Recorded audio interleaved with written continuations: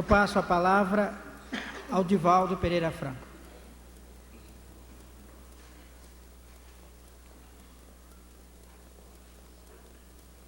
Excelentíssima Senhora representante do digníssimo prefeito desta cidade, excelentíssimas senhoras, excelentíssimos senhores, nobres irmãos maçônicos, queridos irmãos no ideal espírita, que nos abençoe Jesus, o amigo incondicional das nossas vidas. No ano de 1791, na loja maçônica As Nove Irmãs, em Paris, celebrou-se um acontecimento de alto relevo. A França libertava-se do talante dos Bourbons.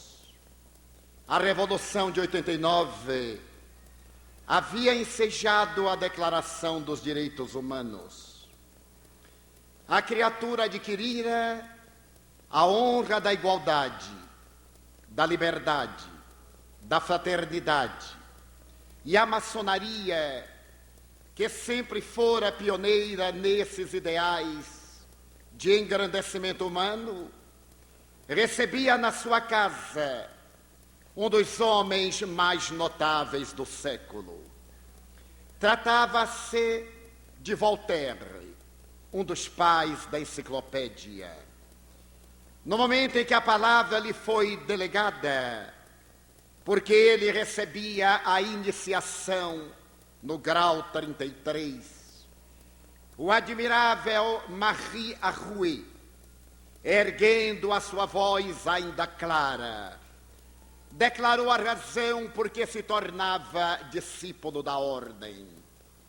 Naquela solenidade, para que tenhamos a ideia da sua magnitude, encontravam-se representantes de Catarina da Rússia, do rei da Inglaterra, das altas personalidades francesas, e no Oriente estavam colocadas as bandeiras representativas das cortes europeias.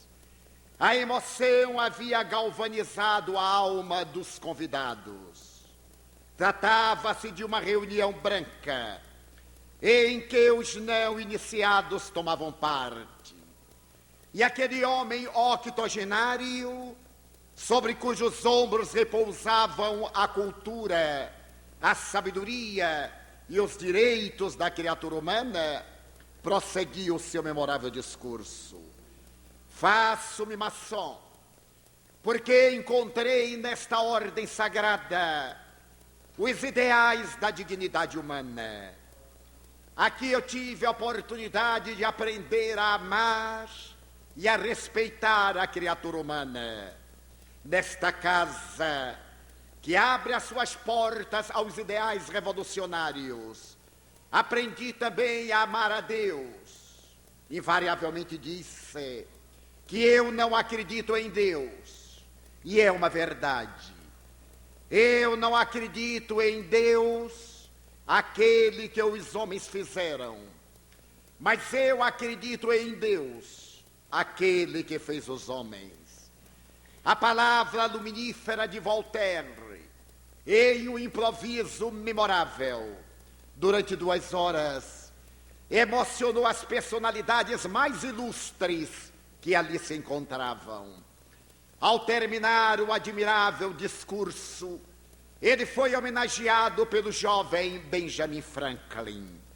E se escreveria mais tarde que se estava no limiar de uma nova era. Franklin, o jovem, representava os ideais da futura tecnologia. Com Voltaire, encerrava-se toda uma era de realizações grandiosas de nobreza, de desenvolvimentos elevados que constituíam o passado. E desde aquele momento, a maçonaria, através dos seus landmarks, guardaria no recesso dos seus estatutos a veneranda figura de Voltaire como dos mais gloriosos marcos da sua história contemporânea. Foi Abraham Lincoln, presidente dos Estados Unidos da América, quem teve a oportunidade de dizer que a maçonaria é uma ordem filantrópica de natureza social, que agasalha no seu seio as almas idealistas, que não tem prioridade religiosa, mas alberga todas as religiões.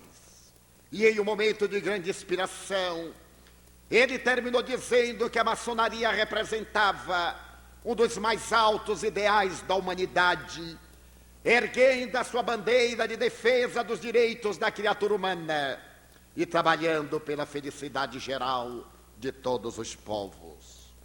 No Brasil, entre outros, Rui Barbosa teria oportunidade de dizer: onde florescem os ensinamentos maçônicos, não vicejam a ditadura, a soberania dos poderes arbitrários, nem a dominação daqueles conquistadores violentos que denigrem a condição da criatura humana. Tem razão Voltaire, Abraham Lincoln e Rui Barbosa, porque a maçonaria, por definição, é uma instituição filosófica, filantrópica, que tem por base a crença em Deus e, por consequência, na imortalidade da alma e na solidariedade humana. Nas suas reuniões, consagra-se o direito da liberdade e proclama-se a necessidade altruística da fé, objetivando essencialmente a dignificação da criatura ideal.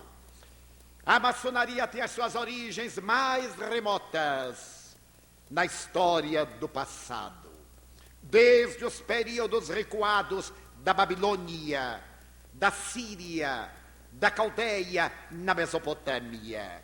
Odiante do pensamento do povo hebreu, a maçonaria, sob outras denominações, vicejou historicamente até haver penetrado nas grandes grutas das margens do Mar Morto, onde se celebravam as memoráveis iniciações através da mensagem de libertação do homem no céu estrelado, onde o venerável mestre oferecia ao discípulo a oportunidade de ter o encontro com a sua consciência. A iniciação, àquela época simbólica, como ainda hoje, era um desafio aos valores morais e éticos do aprendiz. Abria-lhe horizontes dantes jamais sonhados, para que ele pudesse compreender o sentido, o significado da vida, e se viesse a entregar aos ideais enobrecedores em favor de um mundo melhor. A iniciação, na intimidade das grandes cavernas que circundam o Mar Morto, apresentava a ideia ancestral da origem do mundo, da criatura humana, através dos 4 elementos essenciais, mais tarde considerados elementos hipostáticos na Idade Média, em que o ser se levantava do chão, após rastejar, atravessava as labaredas de fogo, escutava as águas cantantes que jorravam do Oriente e sentia a doce brisa do vento perpassando-lhe pelos cabelos, até vencer os impulsos, domar o touro bravo das paixões e caminhar na direção de Ísis, de Osíris, para poder, diante do falo sagrado, perceber a grandiosidade da vida e a finalidade da entrega à criatura humana.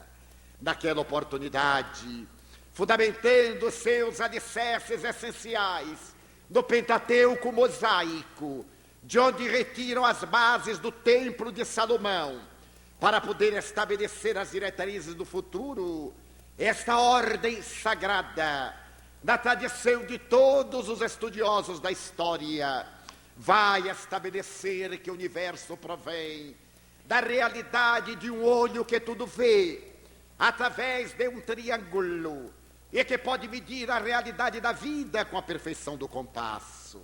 Na sua simbologia grandiosa, para poder vencer a ignorância ancestral e preservar na intimidade das almas esse sentido puro de união, de identidade e de perfeita manifestação do Espírito Divino no ímã de cada ser.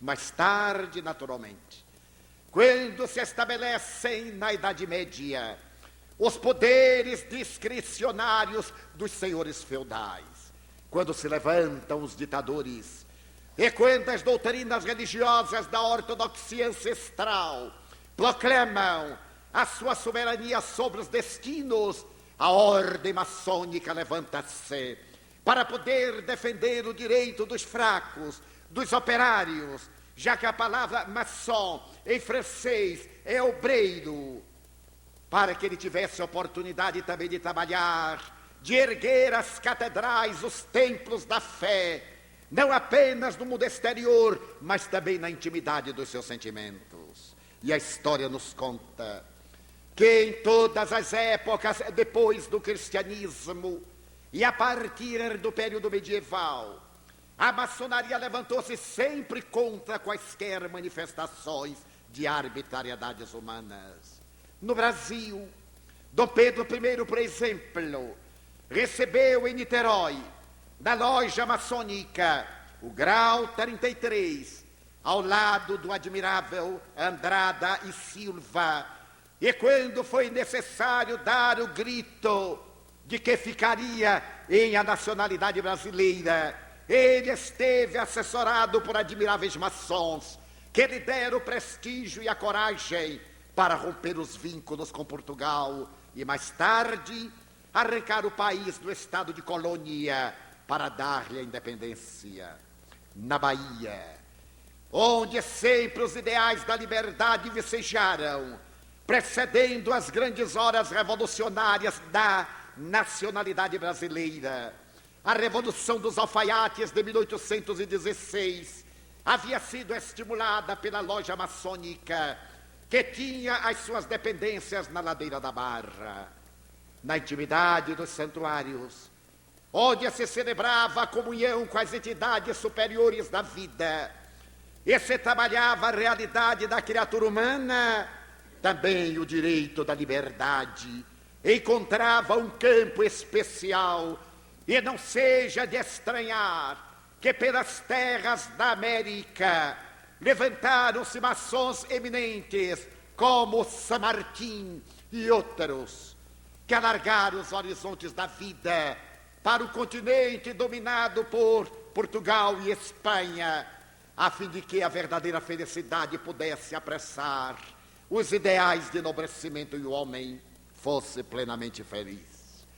Com este ligeiro histórico, pretendemos homenagear a loja que celebra o seu 30º aniversário em uma hora de tantos conflitos da sociedade, em um momento de tantas dificuldades, de problemas, em que a tecnologia conduziu o homem às estrelas, mas não logrou libertá-lo do pau das paixões. Em uma hora quando as naves espaciais viajam fora do sistema solar, tentando encontrar novos ninhos, outros céus, outras oportunidades de vida, e o homem mata na rua por um par de tênis, por um pedaço de pão, ou entrega-se às vicissitudes da toxicomania, da sexolatria, da alcoolofilia, da violência, vitimado pela própria pequenez. Neste momento grave, a boca de Jesus havia oferecido uma esperança que se veio concretizar na segunda metade do século XIX, quando uma doutrina de raízes filosóficas, de fundamentos científicos e de consciências religiosas ético-morais viria conclamar o homem para uma autoanálise, para que se aprofundasse na intimidade do seu próprio ser e encontrasse os objetivos da vida.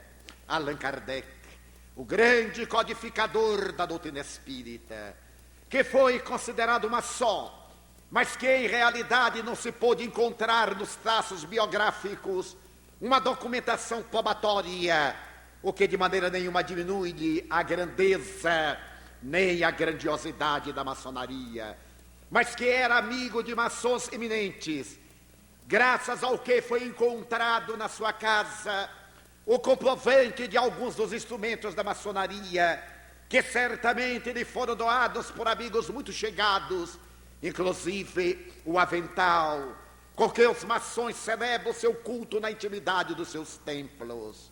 Allan Kardec ensejou a criatura humana a visão de um mundo feliz, através da descoberta da própria consciência. Ciência que estuda a origem, a natureza, o destino dos espíritos e as relações que existem entre o mundo espiritual e o mundo corporal. O espiritismo É uma filosofia de visão otimista que leva a criatura ao relacionamento ótimo entre o seu próximo, ele e a divindade, oferecendo-lhe na imortalidade a base para a luta e na ética do Evangelho de Jesus os meios de comportar-se de maneira feliz, dignificadora no relacionamento interpessoal na comunidade na qual se encontra situado. As duas doutrinas, não obstante com diretrizes diferentes, objetivo, o mesmo fim, tornar a criatura humana plenamente feliz. E Allan Kardec, conforme se lê o Livro dos Espíritos, na questão 621, teve ocasião de interrogar as entidades venerandas, onde se encontra escrita a lei de Deus. E as entidades redarguiram na consciência, por ser a consciência da criatura o reflexo da consciência cósmica, por ser o homem o verdadeiro santuário da divindade, por significar esse ser que evoluciona, a grande meta, a finalidade, o objetivo, o significado da vida.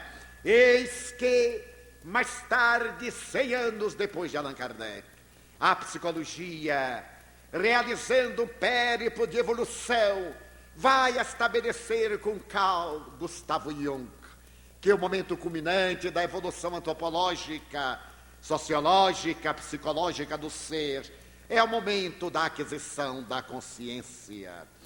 A maçonaria trabalhando os seus discípulos, lapidando a pedra bruta até torná-la uma pedra lisa, trabalhada, tem como meta essencial fazer que o aprendiz aprimore o caráter, que ele, através do tronco da solidariedade, atenda às viúvas, aos órfãos, aos sofredores, que seja uma pessoa de ideal e esteja à frente dos momentos dignificantes da humanidade. O Espiritismo, bebendo na mesma fonte generosa do Evangelho de Jesus, estabelece que, idealmente, a criatura é aquela que tem o valor de reconhecer que pode evoluir cada dia mais, trabalhando-se para ser hoje melhor do que ontem e amanhã melhor do que hoje. O que equivale dizer ascendendo, lapidando as imperfeições, quebrando as arestas, e nesse atrito do dia a dia, facultando o desabrochar da divindade dentro dele, por cujo único caminho ele pode encontrar a plenitude. Odiernamente, a psicologia estabeleceu que a pessoa, do ponto de vista psicanalítico, é constituída por 4 elementos essenciais: a consciência, a personalidade, a identidade e o conhecimento. A consciência, do ponto de vista psicológico, é o momento em que o ego identifica os conteúdos psíquicos na medida em que tem conhecimento deles. Equivale dizer que somente seremos pessoas de consciência quando podemos identificar todas as nossas aspirações, quando podemos penetrar na intimidade das nossas realizações passadas e olhar para frente sem conflitos, sem desequilíbrios, com uma perfeita tranquilidade, identificando o que devemos fazer, o que podemos fazer e quando deveremos realizar. A visão de consciência junguiana supera a velha tradição do conhecimento. Antes da psicanálise, asseverava-se que uma pessoa de consciência é uma pessoa que sabe. Depois das experiências profundas em que o psiquismo adentrou-se nos conteúdos interiores do inconsciente, descobriu-se que saber não basta. É necessário aplicar esse conhecimento, porque muitas pessoas que conhecem são inconsequentes e muitas pessoas que não conhecem são conscientes. É muito comum encontrarmos indivíduos com nível universitário, com títulos de doutor honoris causa, portadores de uma bagagem intelectual relevante, no entanto, profundamente perturbados no sentido ético. Eles têm conhecimento da vida e agem de maneira arbitrária, agressiva, perturbadora, indignificante, sem oferecer à sociedade, além de informações, exemplos que possam constituir modelos para as demais criaturas. Carl Gustav Jung estabeleceu que o momento da consciência é aquele que nos caracteriza quando deveremos fazer o que podemos e não fazer o que não devemos. A maioria de nós faz o que pode e não deve, mas raramente faz o que deve, mas não pode. Procura mecanismos desculpistas, atitudes de fuga, e projetando a sua sombra os seus conflitos, justifica muitas vezes as suas debilidades, longe da responsabilidade do dever. A consciência mereceu o melhor estudo dos psicólogos, desde Freud, mais tarde Jung, Adler, mais recentemente Erich Fromm, passando pela imensa fieira de Gurdjieff, de Pedro Auspensky e de grandes psiquiatras como Elizabeth Kübler-Ross, e mais recentemente de um dos maiores craniologistas da sociedade, o mais perfeito conhecedor do câncer cerebral, estudioso dos neurônios e equipamentos das células nervosas, o Dr. Robert de Ropp, discípulo de Auspensky, por sua vez discípulo de Gurdjieff. O Dr. Robert de Ropp, examinando a sociedade, estabeleceu que vivemos em uma sociedade paradoxal, porque constituímos dois biótipos humanos. Poderíamos dizer que as criaturas, mesmo aquelas melhores informadas, mais bem conhecedoras, pertencemos a grupos psicológicos diferentes. O primeiro grupo, que é constituído de homens sensação, que Gurdjieff chamava homens fisiológicos. Pessoas que comem, que dormem, que atuam no sexo. Pessoas que se entregam aos disparates do prazer. Os hedonistas, aqueles que perderam o significado e engrandecimento da vida. Aqueles que deixaram de se interessar pela sociedade e pela promoção da sua realidade. E que esses biótipos constituem a maioria da humanidade. Nós poderemos vê-los caracterizados pelo egoísmo. Desde que eles estejam bem, tudo em sua volta deve estar muito bem. Esses biótipos são indivíduos que obstaculizam o progresso da própria sociedade. Mas ao lado deles existe, em pequena fração, aqueles que somos os homens psicológicos, os que, apesar de comerem, de dormirem, de usarem o sexo, também cultivam os ideais de enobrecimento humano. Somos aqueles que nos interessamos pela promoção social, pelo progresso da criatura, que trabalhamos a sacrifício para que os dias da terra sejam melhores, mais relevantes, mais dignificadores. Somos aqueles que sentimos que a felicidade verdadeira somente é possível quando os que estão à nossa volta são realmente felizes. Como diria hoje a psicologia transacional: você está bem? Então eu estou bem. A nossa felicidade depende essencialmente da felicidade alheia, porque aquele que aspira a uma felicidade ideal, pessoal, isolada, não se desenvolveu psicologicamente. Ainda é uma criatura imatura, ainda é escrava das suas paixões e limites, das suas vicissitudes e do seu grau de inferioridade. Somente quando ele percebe que a sociedade vai evoluindo com a sua contribuição, é que se sente planificado, realizado, verdadeiramente no alto nível de consciência. Graças a isso, o Dr. Robert de Ropp estabeleceu que nós vivemos em 5 níveis de consciências diferentes, patamares de evolução. O primeiro nível é o nível primitivo, onde estão aquelas pessoas que ele chama em estado de consciência de sono, sem sonho, pessoas que se bastam com as necessidades fisiológicas. Se nós lhes falamos em determinados ideais, eles não têm interesse. Os seus ideais giram em torno do ego. Para eles a vida essencialmente diz respeito à sua realidade pessoal. E por isso estão em um estado de sono sem sonho, onde as aspirações ainda não se desenvolveram. Inelutavelmente, diz o Dr. Robert de Ropp, que é reencarnacionista, este ser evolui, ele muda de patamar, e na segunda etapa ele é alguém que, embora se encontre na consciência de sono, ele tem verdadeiros momentos de sonho. Para que bem entendamos, o Dr. de Ropp diz que o espírito, quando mergulha na carne, a semelhança de uma pessoa que se adentra no escafandro, perde um pouco das suas possibilidades psíquicas. Ele entra no estado de bloqueio da razão.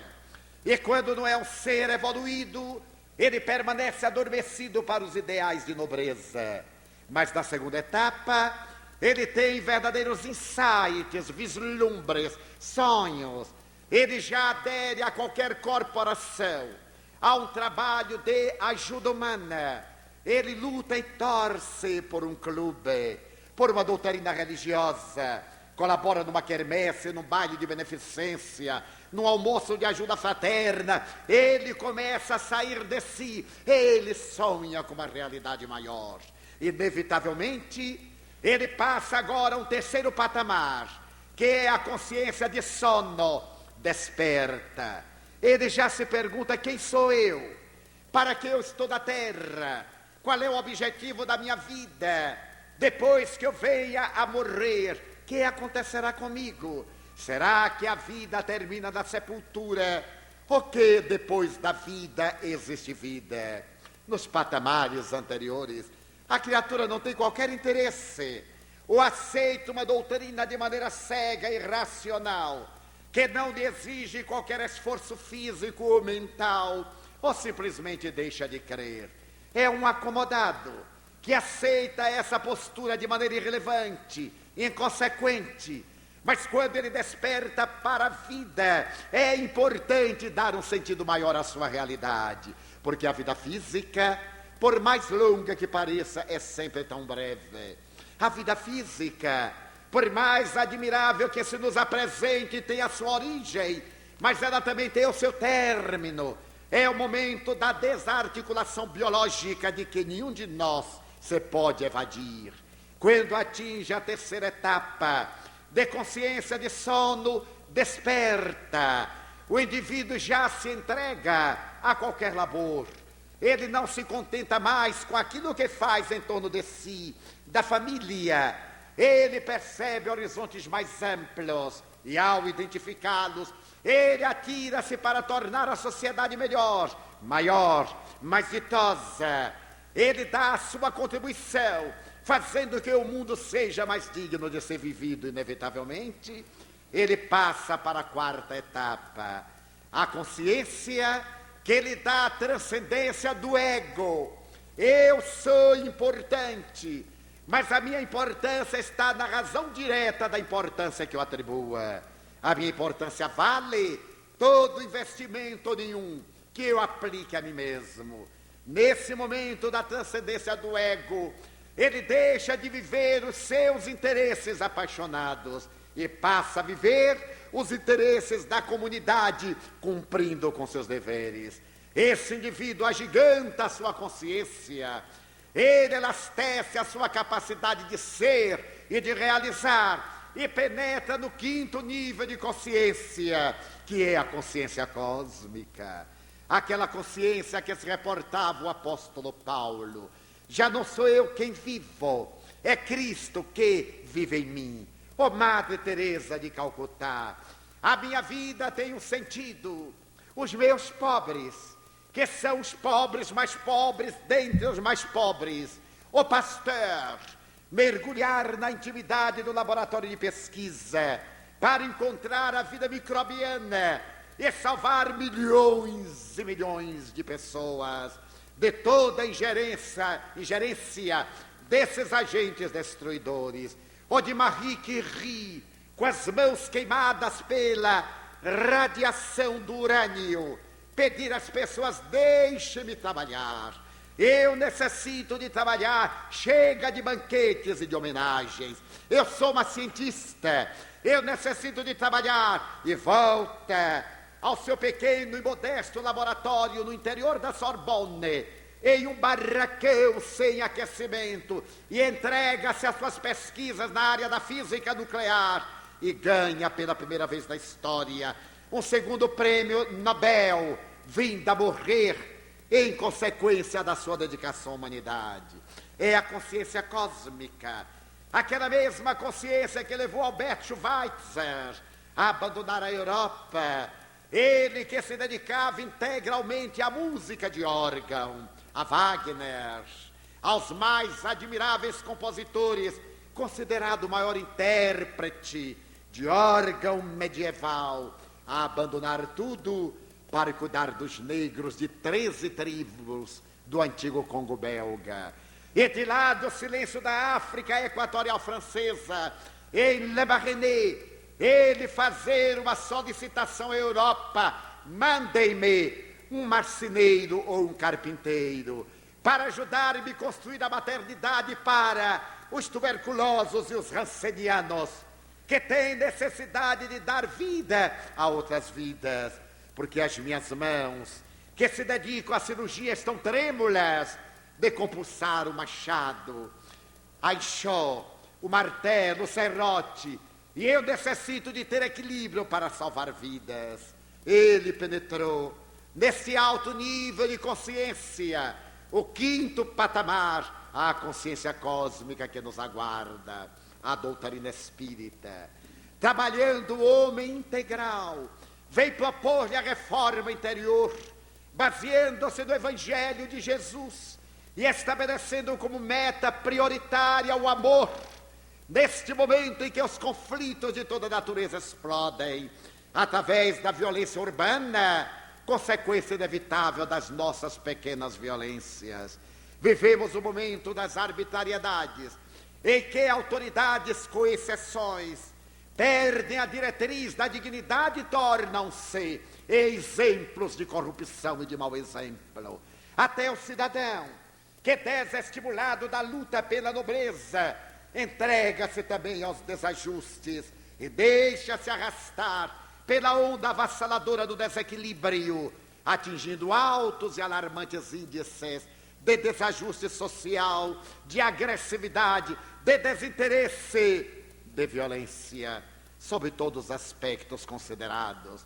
Neste momento, portanto, caótico, o Espiritismo veio proclamar a urgência do verbo amar, veio repetir a lição de Jesus Cristo, quando interrogado a respeito do que era necessário para entrar no reino dos céus.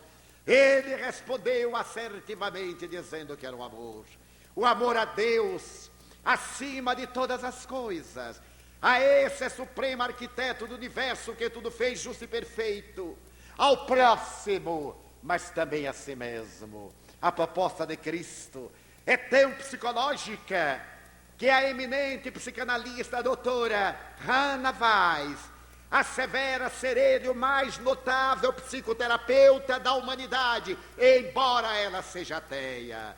Reconhece nele o protótipo do psicoterapeuta, que penetra na intimidade da consciência do indivíduo, desperta, arranca do seu estado de sono para premiar a vida com esse grande contributo do Deus interno, que é o amor, que se exterioriza no intercâmbio da sobrevivência afetiva. Hoje, quando a psicologia transpessoal, também chamada quarta força, reclama o direito da autoestima e estabelece como fundamento da vida psicológica e da saúde integral o amor, muitas pessoas surpreendem-se.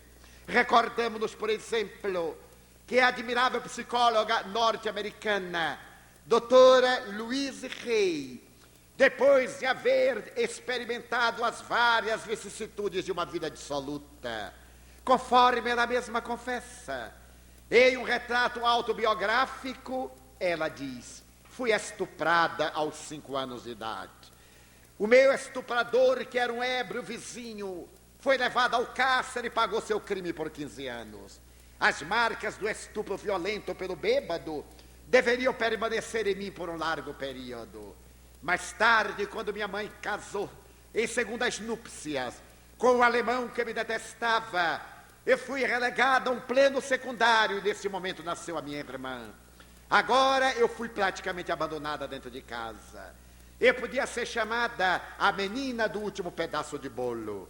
O meu sonho era comer um pedaço de bolo de chocolate em um aniversário, uma festa, na escola, na igreja. Ficava sempre no último lugar na fila, mas quando eu chegava encontrava apenas o prato vazio. Fui trabalhar num bar, e nesse bar fui violentada N vezes. Fui usada por toda a clientela masculina. Quando eu completei 15 anos, resolvi abandonar Los Angeles. Com uma colega viajei na direção de Chicago e disse à minha mãe: eu voltarei logo. E demorei 39 anos para voltar. Graças às marcas psicológicas da minha vida, eu fui tornar-me modelo de modas. Era uma jovem esguia bonita.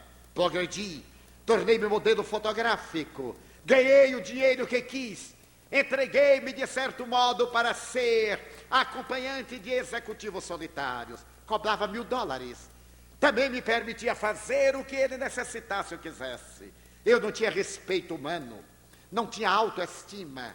A vida para mim não tinha significado. Eu possuía um apartamento em Nova York e o outro na Côte d'Azur. Possuía um automóvel melhor modelo, casacos de mink e de Vison, mas não me possuía a mim mesmo. Foi um dia como outro qualquer. Passando por Central Park em Manhattan, detive-me à porta de uma igreja e entrei. Uma igreja reformada. Sentei-me num dos seus bancos enquanto alguém tocava o órgão e ensaiava um coral. A melodia penetrou-me.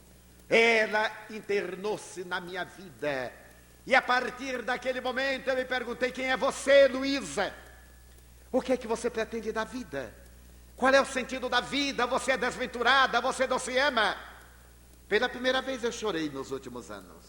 Chorei e tive o meu autoencontro. Eu descobri que não era uma viciada, não era uma pervertida. Eu apenas não me estimava. Eu me entregava às vicissitudes como uma forma de autodestruição, de vingança contra a sociedade que me parecia ter sido injusta. Voltei àquela igreja, comovi-me e resolvi mudar. Era necessário que eu me amasse. Como eu poderia amar alguém se eu a mim mesma não me amava? O auto-amor é relevante. Quando nós amamos aos outros e não nos amamos, realizamos mecanismos de transferência. Somente quem se ama é capaz de amar. Somente quem está rico de esperança pode derramar a claridade do amor. Então, depois de estudar psicologia, eu quis ser terapeuta de um grande número de mulheres como eu e de pessoas que haviam perdido a autoestima, o respeito humano. E hoje, a doutora Louise Hay é considerada a melhor psicoterapeuta americana. Seus livros são vendidos aos milhões de exemplares. Ela já está traduzida em mais de 80 idiomas. Voltou a Los Angeles 39 anos depois. Encontrou a mãe viúva, semi-cega, semi-surda. E ela nota com a lealdade de uma pessoa que se encontrou a si mesma. Eu não amava essa mulher que me desamou, que me desrespeitou, que me ensinou a não ter respeito por mim mesma. Mas quando eu a vi, era minha mãe. E por estima a mim, eu passei a estimá-la. Levei a uma cirurgia de catarata. Levei-a a um tratamento auditivo. Coloquei no aparelho. É claro que eu não amo essa mulher. Eu a estimo. Somos duas velhas amigas. A doutora Luísa está com quase 70 anos. Sua mãe com 90. Moramos juntas. Somos boas amigas, relacionamos-nos, dialogamos. graças à técnica terapêutica que ela descobriu, a terapia do espelho, em que a criatura se examina à semelhança de Narciso, ou à semelhança de Dorian Gray, em que a pessoa procura ocultar a sua face, e o retrato é que envelhece, mas a personalidade continua estereotipada, exterior. Então os psicólogos dizem, a pessoa é um ser constituído de 4 elementos, repetindo: a consciência, a personalidade, a identidade, o conhecimento. Ora, a consciência é essa percepção de realidade. Eu só devo fazer o que posso fazer quando devo fazer. Não é fazer quando eu quero e não posso. Ou fazer quando eu posso, mas não devo. Seria uma violência. Realizar no momento adequado. Ter consciência dos deveres. A segunda parte constitutiva da pessoa é a personalidade. Todos nós somos personalidades várias. Há pessoas que quando trocam de roupa, também trocam de personalidade. Em casa, são pessoas comuns, pessoas simples, joviais. Mas quando vão a uma festa, ao banquete, usam traje de gala, mudam de personalidade, tomam empáfia, adquirem uma posição soberana. E a gente assim, imagina para fulano, vê? Ele muda, porque personalidade é máscara.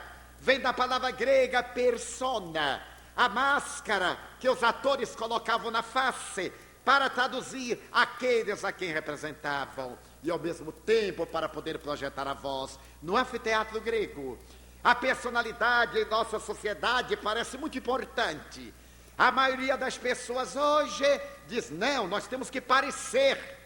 Não é muito importante ser, dizem eles, mas é o que nós parecemos. Daí nós somos pessoas neuróticas, porque parecemos uma coisa, mas somos outra. Quantas vezes dizemos, aquele casal é um casal ideal. Imagine como se beija de público e como se odeia dentro de casa. Ali é a personalidade, é a projeção da imagem, é a sombra, é para estar bem socialmente. A personalidade é qualquer uma coisa que nós vamos realizando para impressionar. É a viagem para fora. Isso constitui parte da criatura humana. A terceira parte constitutiva da pessoa é a identidade. Todos nós nos identificamos com vários fatores. Identificamos-nos com esta arte, com aquele sentido da vida. Nos identificamos com tal e qual dever. Nos identificamos com esse ou aquele prazer, esse ou aquele desporto. Nos identificamos com fulano ou beltrano. Todos temos uma identificação. Se perguntar, como é seu filho fulano? Bem, ele é um aficionado do futebol, ou do basquetebol, ou das drogas. Agora é mais fácil ser das drogas do que de outra coisa. E como é que é seu marido? Ah, ele é muito mulherengo. E aí a pessoa dá aquele riso conivente de que é uma grande coisa ser mulherengo. Demonstra que ele é um inseguro, é um instável emocionalmente. Não desenvolveu ainda a maturidade psicológica. Porque o fato de viver variando é porque não tem segurança de si mesmo. Ele tem dúvida da sua potencialidade, da sua masculinidade. Por isso ele está sempre procurando desafios. Personalidade. Ele está identificado com o jogo da ilusão. E todos nós, de certo modo, temos a nossa identidade. A identidade com aquilo com o que convivemos e que nos impregna. A quarta parte é o conhecimento, a soma das nossas experiências. O que é que nós sabemos da vida? Qual é a doutrina que nós estudamos, a filosofia que seguimos? Mas esta é a visão psicológica, a doutrina espírita. Igualmente a maçonaria tem uma quinta parte constitutiva da pessoa, que é a individualidade. Se a personalidade é transitória, se o conhecimento é uma fase de experiência, se a identidade é um permanente crescer, o indivíduo é esta realidade eterna, o espírito imortal, que viaja através de várias reencarnações e em cada etapa adquire experiências que vão sendo somadas para constituir a sua individualidade. Eu sou hoje a pessoa Divaldo, a persona que tem estas e aquelas características. Esse conhecimento, essa identidade com o Espiritismo, a consciência do seu direito de ser, de crer, de agir e o dever de não perturbar a ninguém. Mas em realidade, na minha próxima experiência carnal, eu poderia ser Antônio Manuel, Margarida ou Josefa, mas eu serei a síntese de todas as minhas reencarnações. O Espiritismo, iluminando a psicologia, veio dizer que nós somos autores do nosso destino. Somos hoje o resultado das nossas experiências passadas. Seremos amanhã o resultado das nossas experiências futuras. A felicidade está diante de nós, desde que não seja uma felicidade hedonista, imediatista. Essa felicidade que se apoia no ter, mas aquela felicidade que decorre do ser. Em um dos livros sagrados dos Hebreus, o Talmud, há uma história muito peculiar. Narra-se que 2 judeus na terra tinham casas comerciais fronteiriças. Uma estava próxima à outra, em cada uma da qual se encontrava um dos hebreus. Eles eram bons judeus, frequentavam a sinagoga, eram bons pais, bons esposos, bons cidadãos. Mas quando eles chegavam à casa comercial, eram inimigos entre si. Quando o cliente entrava naquela casa, o de cá rebelava-se, erguia a sua voz e gritava contra Deus, blasfemava. Quando alguém entrava na casa deste, aquele erguia a voz desesperado, odiava-o e viviam numa larga pendenga. Porque fossem bons judeus, Jeová teve compaixão de ambos e mandou que um anjo viesse à terra com infinitos poderes para poder modificar aquela estrutura de animosidade injustificável. O anjo desceu, São Miguel Arcanjo, o poderoso, e olhou qual dos dois tinha melhores sentimentos. Aquele dali era mais generoso. São Miguel foi até ele e disse: eu sou o arcanjo São Miguel. Veio em nome de Jeová com uma incumbência muito confortadora. Eu venho dizer-te que é necessário acabar essa briga. Jeová está interessado que ambos se deem as mãos para ganharem a plenitude do reino. Então Jeová mandou que eu te dissesse que ele te dará tudo quanto tu queiras, desde que faças as pazes com o teu irmão. E o judeu disse: mas o que é que eu vou pedir a Jeová? O anjo, o arcanjo, que era muito sábio, disse: pede-lhe dinheiro. Mas quanto eu vou pedir dinheiro? O que tu quiseres. O que tu quiseres, Jeová te dará. Então o judeu brilhou os olhos e disse: então eu pediria $100.000. Naquela época, o Cruzeiro Real e a URV não valiam nada. Mas $100.000, disse-lhe o anjo indagando. Pede-lhe $1 milhão. Pede-lhe $1 bilhão. É a Jeová, pede-lhe o máximo. O judeu disse: eu posso pedir $1 bilhão? Podes. O que tu pedires, Jeová te dará. Pois eu quero $1 bilhão. E já que era tão fácil o negócio, ele perguntou: eu poderia pedir também uma mansão? O anjo disse: pede-lhe 10 mansões, com quadra de tênis, com piscina, como tu imagines. Então o judeu disse: eu quero 10 mansões. E poderia pedir um automóvel? Sim. Não pede as carroças brasileiras, não. Pede 10 Rolls Royce. Mas 10 Rolls Royce? Olha, eu estou desconfiado, hein? Deve ter alguma condição. O anjo disse: é verdade. Há uma pequena condição. Qual é a condição? Jeová disse que tudo quanto tu pedires, ele te dará, mas dará em dobro ao teu amigo. Não, então eu não quero. Imagine, ele vai ficar mais rico do que eu. Mas homem, tu vais ter $1 bilhão e ele terá 2. Tu vais ter 10 mansões, ele terá 20. Vais ter 10 Rolls Royce, ele terá 20, não quero. Mas, homem, se a briga é porque ele vende, porque tu vendes, ambos terão uma fortuna incalculável. Ah, sim, mas com essa condição eu não aceito. Eu aceitarei naturalmente se ele continuar na miséria. O anjo disse, isso eu não posso. A minha missão é de paz. E tentou, não o dissuadiu. Quando se cansou, o arcanjo falou-lhe, Vome, queda-te. Infelizmente eu não te posso ajudar. Quando se ia, o judeu reflexionou e disse, volte, por favor. Por favor, diga-me, tudo que eu pedir a Jeová, ele me dará. Ele te dará. E dará em dobro ao infame do meu inimigo, que vai ser meu amigo. Ele dará em dobro. O Senhor me garante, o anjo disse, eu já te disse. Eu sou arcanjo do reino.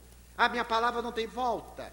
Ele dará em dobro ao outro. Dará. Então eu quero uma coisa. Só uma coisa. Eu quero que Jeová me ponha cego deste olho.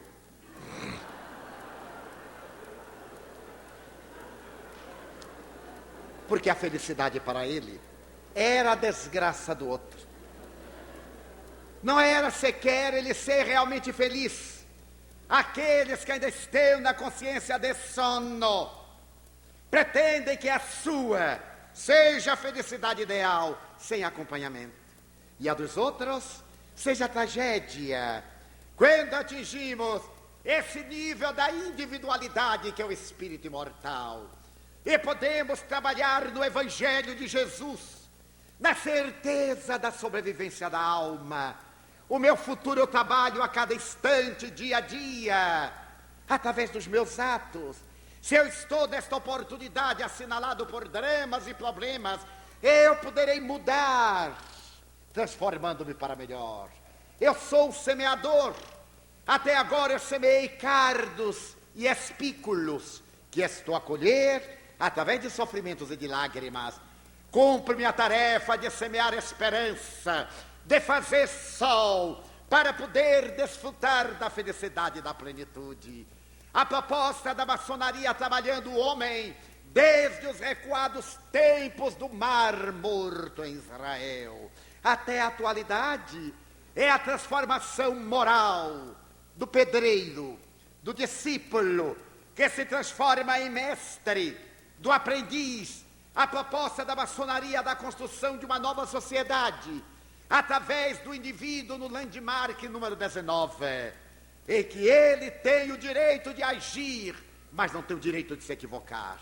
Não lhe é permitido o direito de manter uma atitude que não diga, dentro dos cânones estabelecidos nos estatutos da ordem maçônica francesa. A proposta da maçonaria dignificante é de que a sociedade será feliz, porque estamos saindo da treva para a luz, da sombra para a claridade, da meia-noite para o amanhecer. E a proposta do espiritismo, doutrina científico-filosófica religiosa, é de que a sociedade será o que dela o cidadão faça. Pela sua transformação moral, se conhecerá o verdadeiro espírita, como disse Jesus de referência ao cristão, pelo fruto conhece-se a árvore. Em uma hora desta não podíamos deixar de evocar Voltaire e de imaginar a magna sessão da loja Nove Irmãs, depois daqueles dias de arbitrariedades da Revolução, quando foi proclamada a Constituição dos Direitos Humanos, e ele dizer, eu creio no Deus que fez os homens, mas não creio no Deus que os homens fizeram. Um Deus apaixonado, um Deus antropomorfo, um Deus pequenino, um Deus vingativo. Revejo pela tela da imaginação aquele momento que antecedia uma alvorada nova, que foi a alvorada do século XIX, que nos deu os eminentes cientistas, que libertou a ciência do tacão da religião, que enriqueceu a humanidade com pensadores admiráveis, que nos deram a estrutura da filosofia, com homens de escola, como Allan Kardec, o codificador do espiritismo, Lázaro Ludovico Zamenhof, o criador do Esperanto, cientistas como Pasteur, como Liszt, Metchnikov, como Hessen, como Koch, e outros que nos ensejaram uma vida mais ampla, pensadores como Bergson, Kant, Schopenhauer, que alargaram os horizontes e a visão da Terra, anunciando uma era nova, que parece uma Jerusalém libertada, um novo Canaã, quando nós nos pudermos amar a nós mesmos, quando nos respeitarmos a nós próprios, quando tivermos uma autoestima que nos emule a nos transformarmos sempre para melhor, a encontrar a saúde perfeita, a harmonia entre o psiquismo, o físico e o espiritual, nesse sentido holístico da medicina contemporânea. Quando chegarmos a esse ideal, daremos as mãos uns aos outros, e embora o tumulto que reina lá fora, os disparates que dominam nesta noite e as calamidades de cada dia, podermos dizer: ó Supremo Arquiteto do Universo, que tudo fizestes justo e perfeito, eu vos quero louvar. Há tanta coisa maravilhosa para agradecer, há tanta beleza para emocionar, que eu não tenho nada para pedir. Eu quero dar, quero dizer que a vida é bela, é consentida, é digna de ser vivida. Muito obrigado, Senhor, pelo que me deste, pelo que me dás, pelo ar, pelo pão, pela paz. Muito obrigado pela beleza que os meus olhos veem no altar da natureza, olhos que fitam o céu, a terra e o mar, que acompanham a ave ligeira que corre fagueira pelo céu de anil e se detém na terra verde salpicada de flores em tonalidades mil. Muito obrigado, Senhor, porque eu posso ver meu amor. Diante da minha visão, eu contemplo a humanidade, eu vejo a multidão e encontro os cegos, que tropeçam na escuridão, que andam na solidão. Por eles eu oro e a ti eu peço comiseração, porque eu sei que depois desta lida, na outra vida, eles também enxergarão. Muito obrigado, Senhor, pelos ouvidos meus, que me foram dados por Deus, ouvidos que ouvem o tamborilar da chuva no telheiro, a melodia do vento nos ramos do salgueiro e as lágrimas que vertem os olhos do mundo inteiro. Ouvidos que ouvem a música do povo que desce do morro na praça a cantar, a melodia dos imortais que a gente ouve uma vez e não esquece nunca mais, a voz melodiosa, candora melancólica do boiadeiro e a dor que geme e chora no coração do mundo inteiro. Pela minha faculdade de ouvir, pelos surdos eu te quero pedir. Eu sei que depois desta dor no teu reino de amor, eles voltarão a sentir. Muito obrigado pela minha voz, mas também pela voz que ama, que declama, que ensina, que alfabetiza, que ilumina, pela voz que trauteia uma canção e que o teu nome murmura com sentido e emoção. Diante da minha melodia, eu te quero rogar pelos que sofrem de afasia, aqueles que não cantam de noite, os que não falam de dia. Eu sei que depois desta prova, na vida nova, eles cantarão. Muito obrigado pelas minhas mãos, mas também pelas mãos que aram, que semeiam, que agasalham, mãos do amor e de ternura, que libertam da amargura, mãos de caridade, que apertam mãos de solidariedade, mãos de psicografias, de poesias, de sinfonias, de cirurgias, pelas mãos dos adeuses, que limpam feridas, que enxugam lágrimas e dores das vidas, pelas mãos que atendem a velhice, o desamor que no seio embalam, o corpo de um filho alheio se recém, e pelos pés que me levam a andar. Muito obrigado, Senhor, porque eu posso bailar Diante do meu corpo perfeito eu te quero louvar, porque eu vejo na terra infelizes, aleijados, amputados, marcados, deformados, paralisados, desesperados, que não podem andar. Oro por eles. Eu sei que depois desta expiação, na outra reencarnação, eles também bailarão. Muito obrigado por ter um lar. É tão maravilhoso ter um lar. Não é importante se este lar é uma mansão, ou uma tapera, se é um ninho, ou uma casa no caminho, uma favela. Se é um bangalô, seja lá o que for, mas é importante que dentro dele exista a figura do amor de mãe ou de pai, de esposo, de marido, de filho, de irmão, a presença de um amigo, alguém que nos dê a mão. É muito triste quando estamos na solidão, pelo menos a companhia de um cão. Mas se eu não tiver ninguém para me amar, nem um teto para me agasalhar, ou uma cama para me deitar, nem aí reclamarei. Pelo contrário, eu te direi: obrigado, Senhor, porque eu nasci. Muito obrigado, porque eu creio em ti. Pelo teu amor. Obrigado, Senhor, pela sua atenção. Obrigado, Senhor.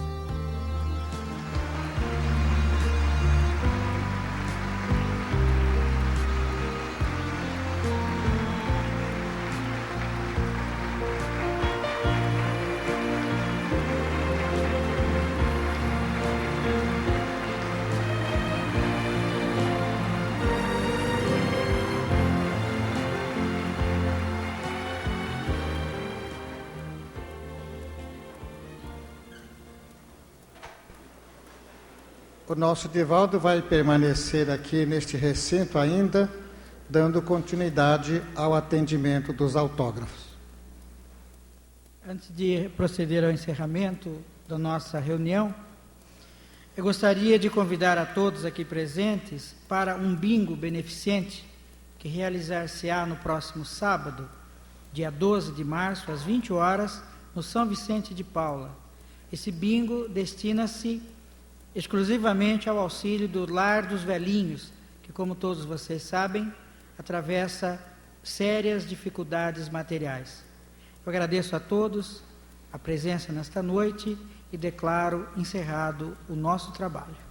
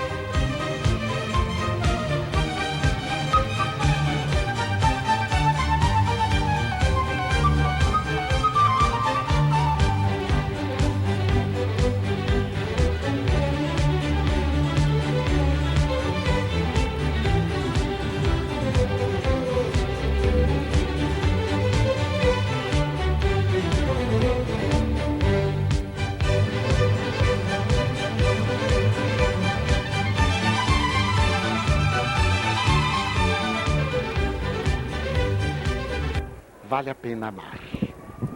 Quando amamos, adquirimos maturidade psicológica. Quando esperamos que nos amem, somos ainda criaturas na infância espiritual. O amor é a força ciclópica que canaliza a vida.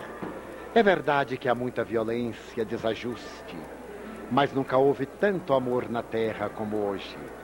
Quando eu me recordo da ONU, da Unesco, da Organização Mundial de Saúde Mental, da maçonaria, do Lions Club, do Rotary Club, da Cruz Vermelha Internacional, da Cruz Vermelha Nacional em cada país, e de outros tantos organismos que dignificam a criatura, os direitos do homem e da mulher, das minorias raciais, dos pequenos grupos, a humanidade avançou muito, mas falta que cada um de nós dê a sua contribuição pessoal. Então seja você quem ama. Se alguém não o ama, o problema é dele. Mas se você não ama, o problema é seu. Se alguém o odeia, pior para ele. Quando você odeia, pior para você. Sinta a honra de ser aquele que esparze perfume que derrama luz. Porque quem tem aromas dignifica o lugar onde se encontra. E quem tem a presença da divindade derrama sol. Que o Senhor nos abençoe e nos guarde e nos dê a sua paz.